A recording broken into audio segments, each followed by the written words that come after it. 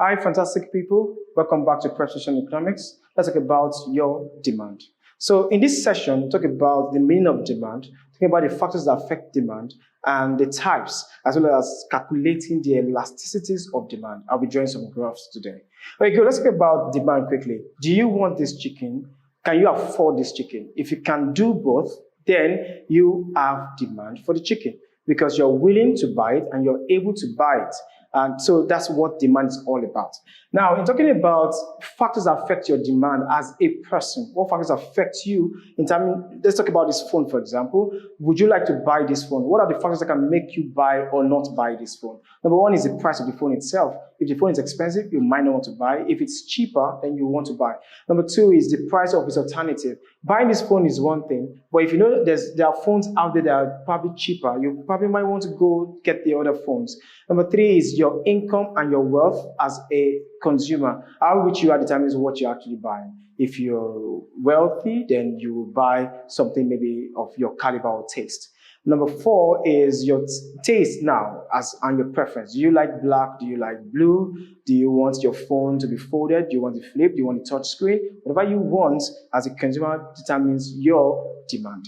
And also, expectation of a future change in price. So even though that this phone will be more expensive tomorrow or more expensive next week or next month, then you would want to buy it now, I think, if you're rational. And last one is government regulations and policies. So which means that as a government of the country, government can determine with laws and policies if you would want to buy this phone. Example, government can actually ban this phone from Nigeria and say, we don't want this phone imported to this country anymore. How would you then buy it? Or government can put a tax on this phone, or government can put all other forms of regulations or support other businesses that can produce other alternatives for this phone. Good. Let's talk about the types of demand. We have 4 types of demand we're going to talk about today. The first one is joint demand. Of course, when you wear a shoe, you need a sock. So with your socks and your shoe, that comes together like bread and butter. You might buy them differently from different companies or different shops, but you need them together. Like you need a shirt and a trouser together. Like you need a computer and you need a mouse together. And most importantly, you need to buy a JAMB form and prep station.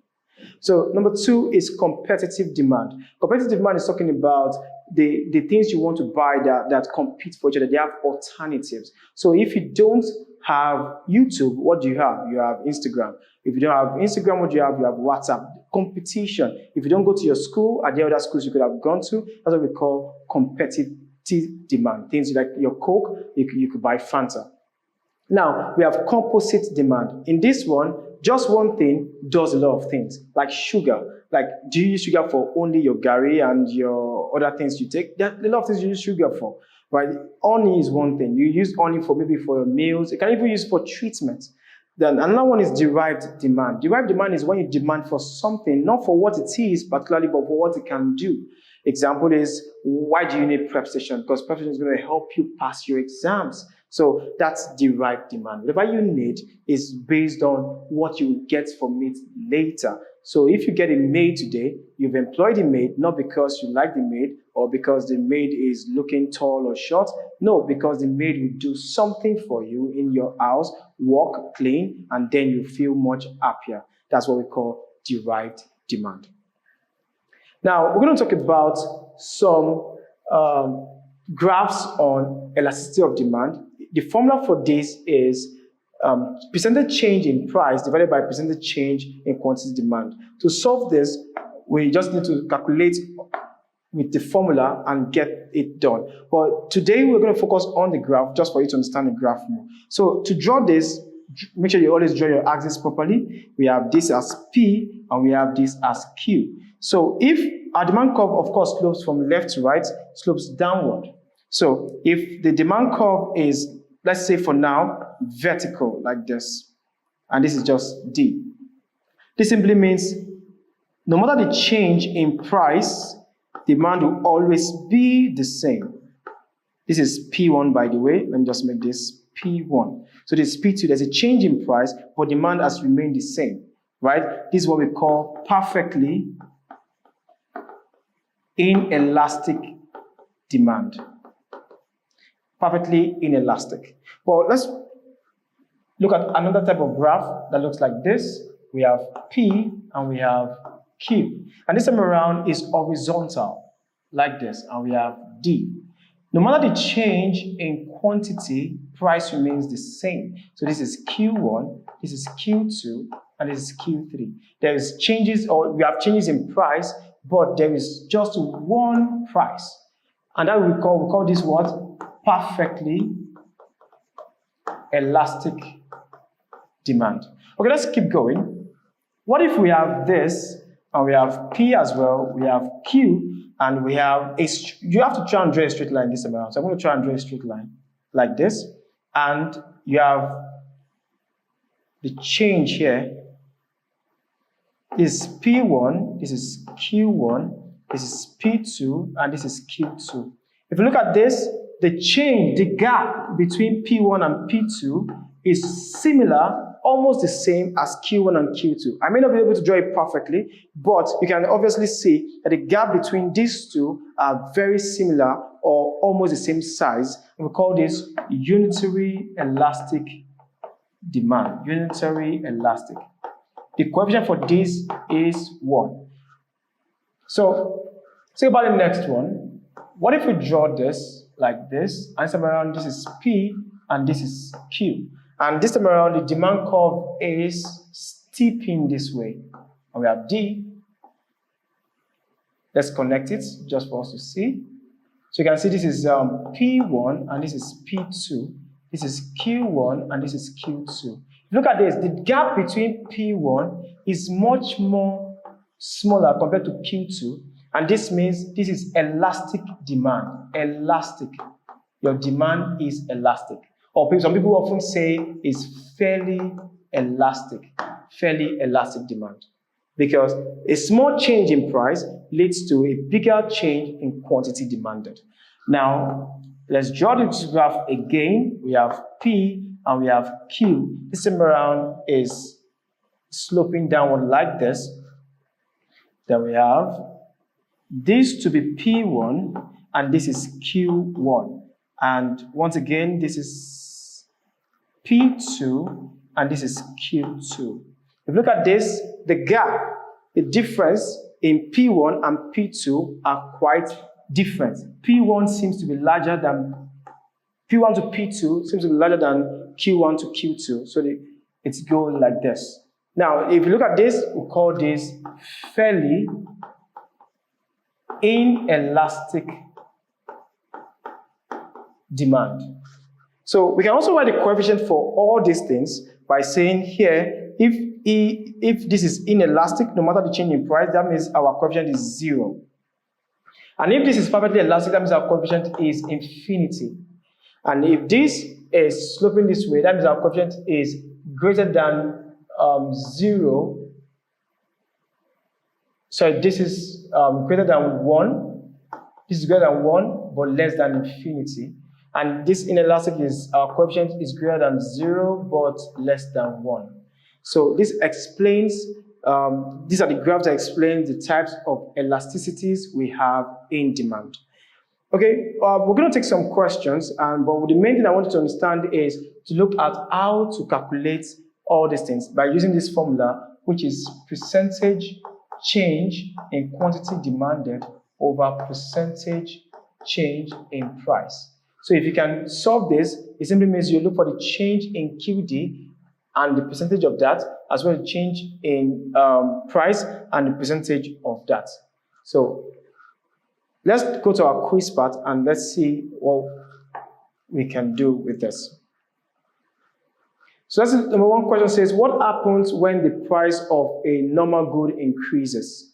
So we have all kinds of goods. We have normal goods, we have luxury goods, we have giving goods, we have all kinds of goods. We have so many. So, but a normal good is just the normal good you have, which we have in society that will base a lot of demand. So what really happens there is that demand decreases when the price goes up. So for everything you buy, when the price goes up, what happens to you? You buy less of it. Or whenever the price is going down, you buy more of it. Think of everything you've ever paid for or ever bought in your life. You must have bought more because the price is going down, or you have bought less of it because the price is going up. So that's what we call a normal good. So it obeys the basic fundamental law of demand, which means as the price goes up, demand goes the opposite direction. And when price goes down, demand, of course, goes up.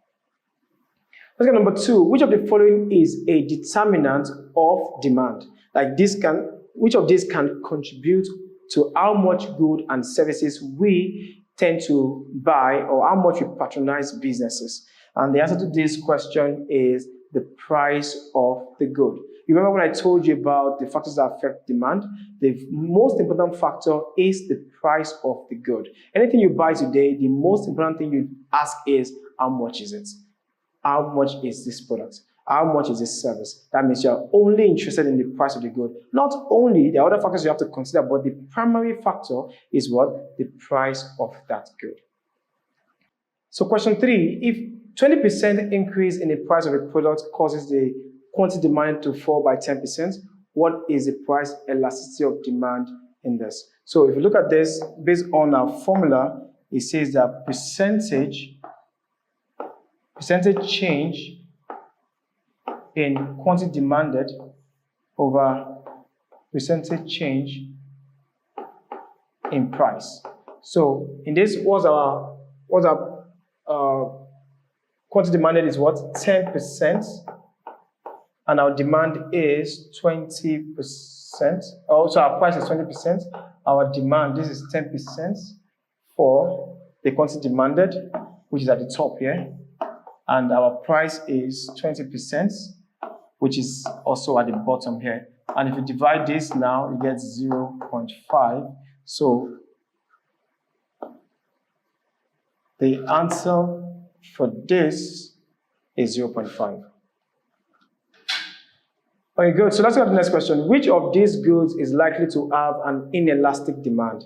Is it sports cars, soft drinks, salt, designer handbags? And the answer to this question is salt.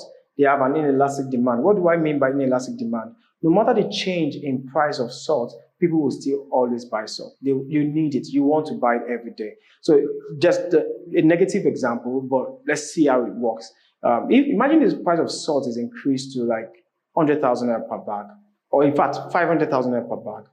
People will still buy salt no matter what. So number 5, when PED equals 1, the demand for a commodity is said to be what? Unitary elastic, just like I did when I was showing the coefficients. Number 6, if the price of a commodity increases from 100 naira to 120 and the quantity demanded decreases from 200 units to 150 units, what is the price elasticity of demand? So the answer to this, if you solve it, is 1.25, following the formula we've used earlier. A perfectly inelastic demand curve is what? We all know this is vertically sloped. And question 8, which of these goods is most likely to have a perfectly elastic demand? Is it Coca-Cola, petrol, fresh tomatoes, or foreign exchange currency? Of course, the answer is foreign exchange currency.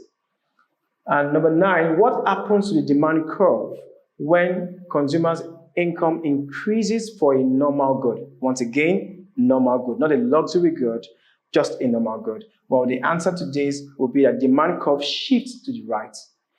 Good. And the last one is, what is the quantity demanded when the price is 15 naira for the demand equation of QD equals to 80 minus 4p? You substitute the 15 naira into the 4, that will be 4 times 15, and that will give you 60. So when you do that, that will be 80 minus 60 will give you 20. And so we've done some calculations, we've done some graphs on demand, and I think you've learned so much today. So we're going to go next to the next topic, and that will be about supply. Let's have a break now and come back to supply you more information, more knowledge.